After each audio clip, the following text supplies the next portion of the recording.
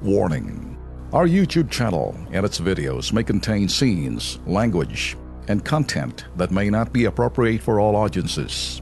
These videos include surveillance footage, undercover pursuit of suspects, actual police and rescue operations, and fearless confrontations.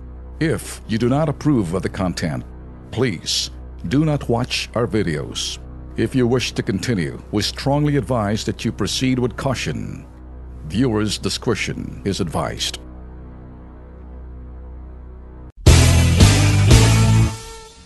Putakera. Si Laila Putakera.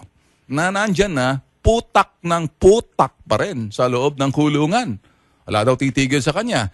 Merong mas magaling pumutak ng putak. Sino yon?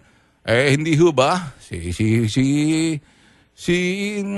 Kilala mo naman kung sino yon. PDAF. Andiyan pa ba si Miss Peggy? Nandiyan pa ba yung ano?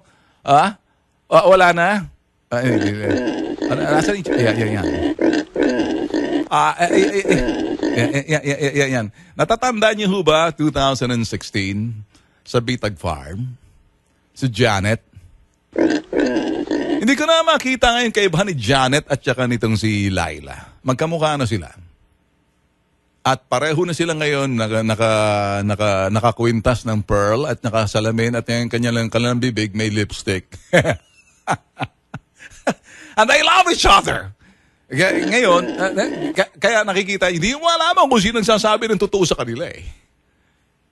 Mantakin nyo ba naman nangikil pala daw itong sa ambush interview. Sinabi naman, sa balita ho to, nangikil daw itong si Laila nung siya ay Department of Justice para doon kay Ben-Hur, yung serious illegal detention.